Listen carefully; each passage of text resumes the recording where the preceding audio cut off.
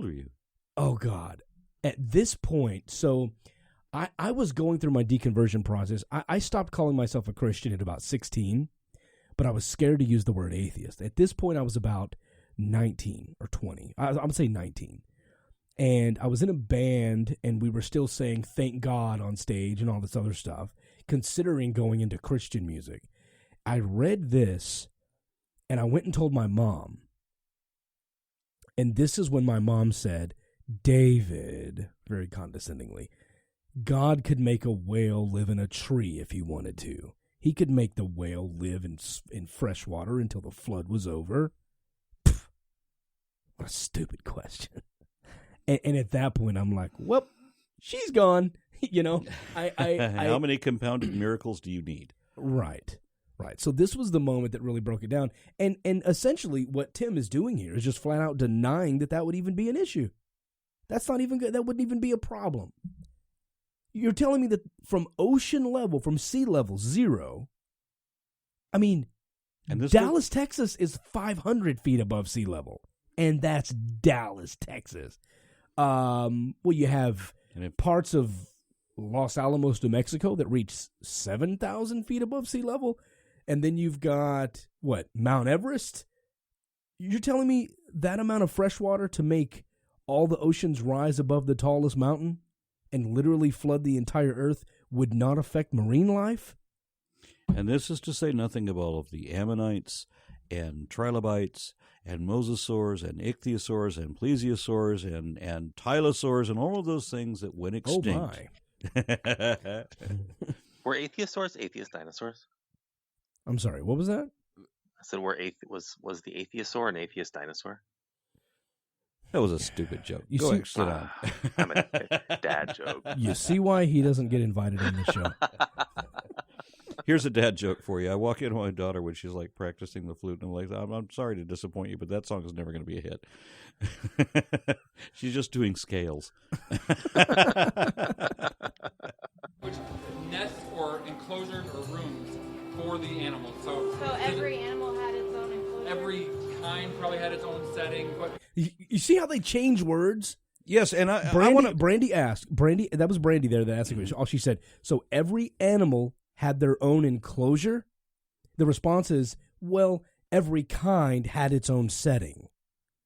Yeah, and I want to bring up, for anybody that doesn't know, I did a video called the Phylogeny Challenge, which explains exactly explains exactly where this baraminology that they're talking about falls apart.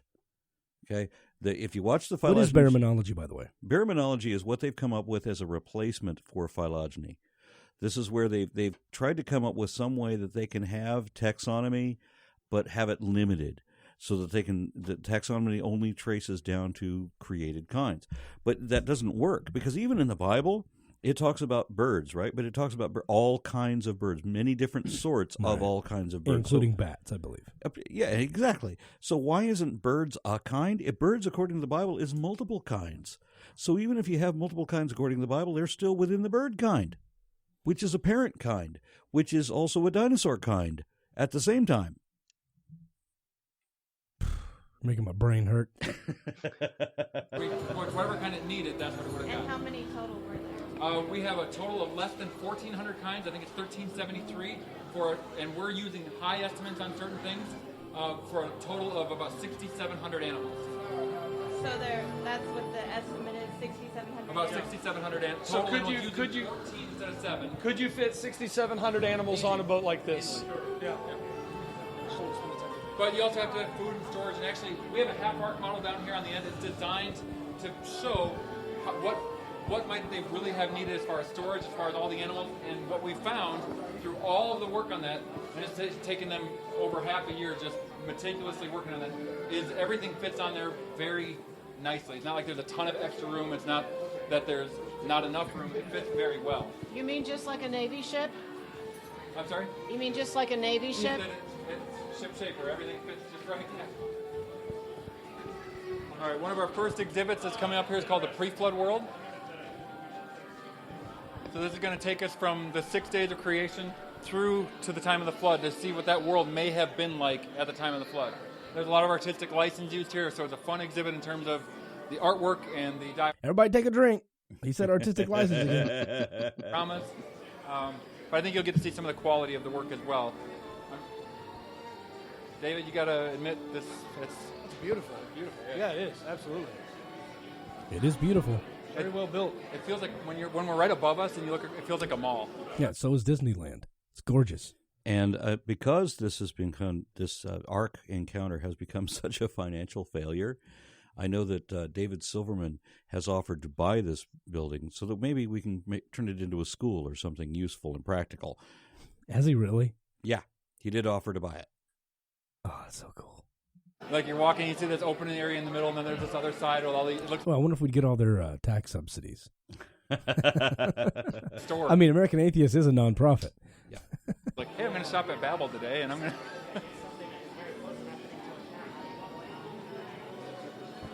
So this is the pre-flood world exhibit, and I guess I'm going to meet you on the other side. We got a large crowd that I don't want to block traffic.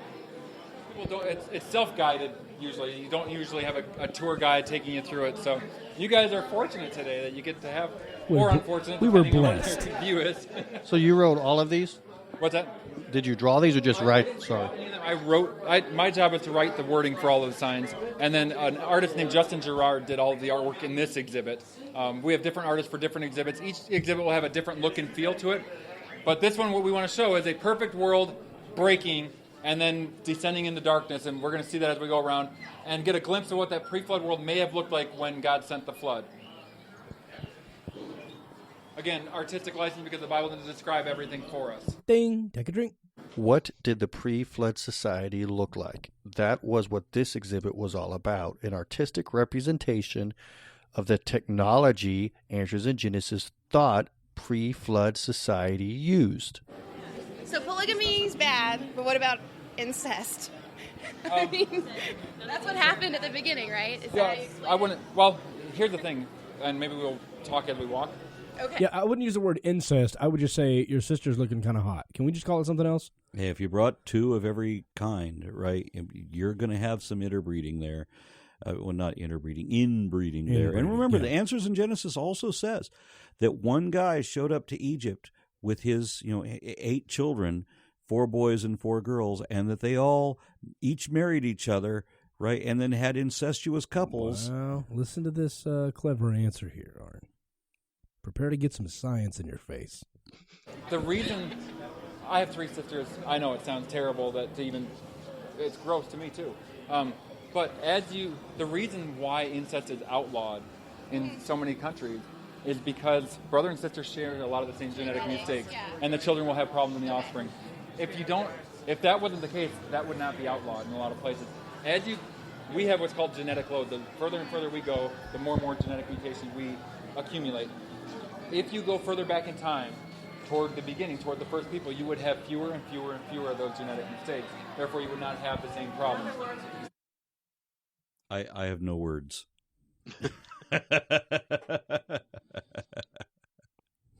All I know is just think about the population that man could build with his 3 sisters. No comment. I was trying to think of something really not mean to say. That was funny. The last and the first at that point. Why is music on the descent into darkness? Well, same thing, same reason. Yeah, if you listen closely, you can hear screams. You're walking through the descent into darkness, and it shows things like music and metalworking. And you can hear screams of terror of people burning in hell, I presume. That's just the audience when they put those together, music and metal. That's it. No, it's really disturbing, and I just imagine children going through this. And at this point, we're all kind of laughing, and I get to this point, and I go, "Wait a minute, this is kind of disturbing." And I'm starting to get kind of quiet a little before everyone else does. In metalworking, there was a sign at the very beginning that you probably didn't see that said, "These things in and of themselves are not evil, not wicked." Can you hear the screaming in the back? I want you to simultaneously try to listen to what he's saying, but also hear the screams. And basically, what he's saying is, music is not wicked by itself. Metalworking is not wicked by itself. But these things can be used for wicked. So that's all he's going to say. Focus on the screaming damnation and hellfire sounds in the background. And remember that this is the best plan God could come up with.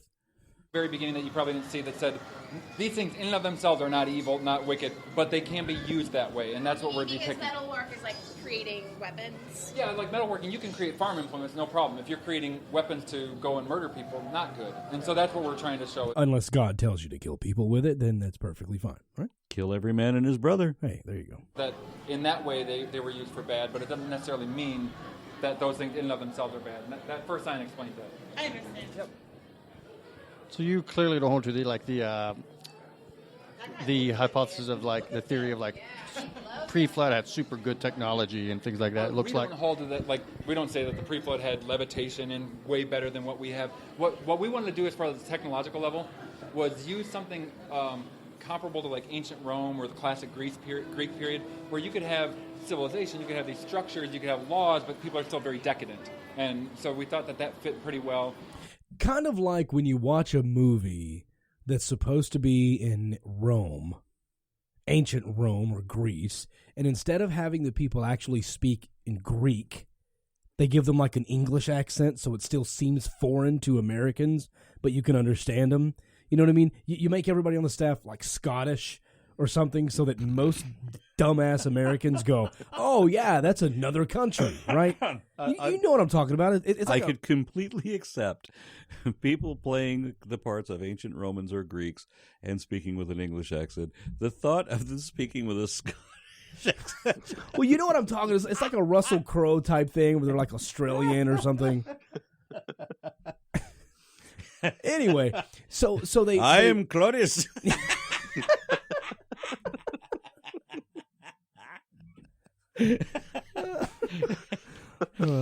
He's just Sorry. He's just trying to get me back because in the last episode I played a blooper reel of him reading the Bible in his Irish accent, completely on accident. So, and it came to pass. Don't you know? It came to pass with his lucky charms.